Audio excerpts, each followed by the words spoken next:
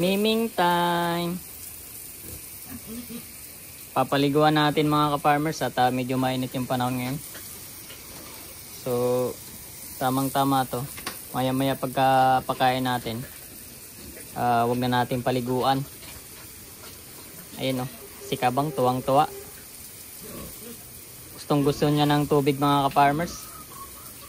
Gustong gusto yan pag pinapaliguan.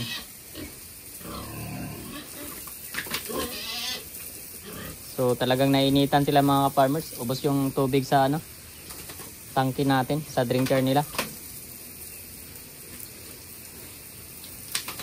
So mamaya papakainin na lang natin to kahit wag na natin paliguan. Since alas 3 na, yung pakain natin is 4:30. So kahit wag na natin tong paliguan mamaya, lilinisan na lang natin dito. So paliguan muna natin mga ka-farmers.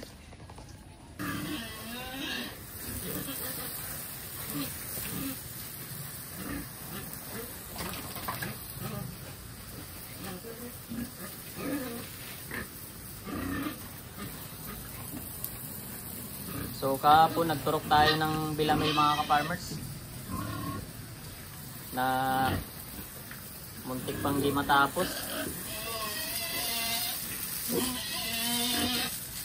Muntik tayong naubusan ng oras kasi tapos na silang kumain, di pa tayo tapos sa magturok. So meron tayong dalawang piraso sana na muntik nang hindi maturukan. So buti na kuha natin sa tiyaga-tiyaga. So sa makatwid, naturukan natin sila lahat kahapon.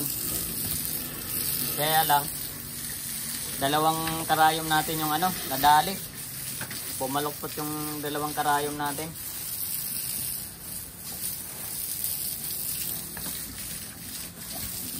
So kailangan na naman natin bumili ng mga bagong karayom. Kasi yung karayom na ginamit natin kahapon mga ka-farmers, isa pang mga maliliit lang yun. Since malalaki na to mga alaga natin, kunting palag lang yun, babalok to talaga agad yun.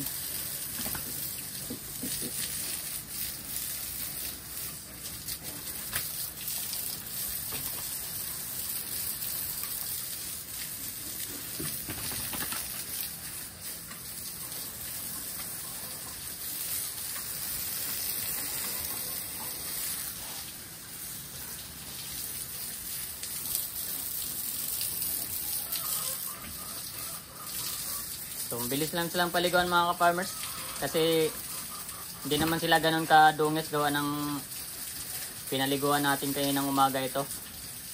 Kaya hindi sila ganun kadungis yung mga alaga natin.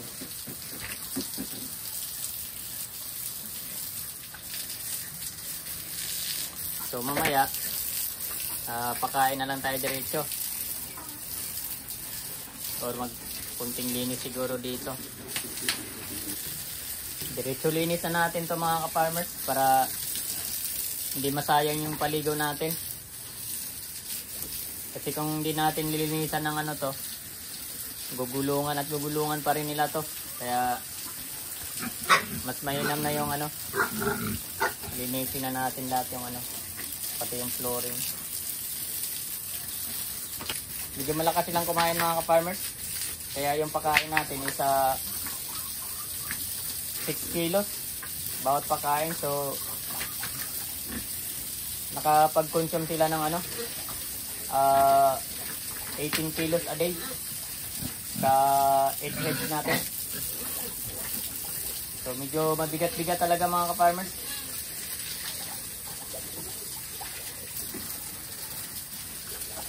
Pero sulit naman mga ka-farmers kasi makikita naman natin sa mga katawan nila sulit na sulit yung pakain natin. Kasi sa 2 buwan nila 5 araw, meron na tayong nagtitimbang dito ng Mga 70, 70 o 80 siguro to. So, sulit na sulit mga ka-farmers.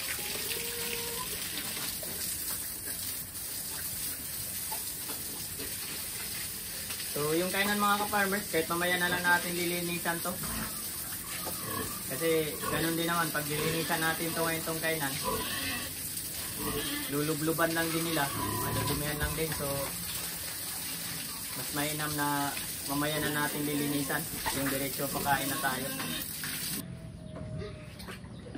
So, okay na mga ka-farmers. So, mamaya na lang natin papakainin.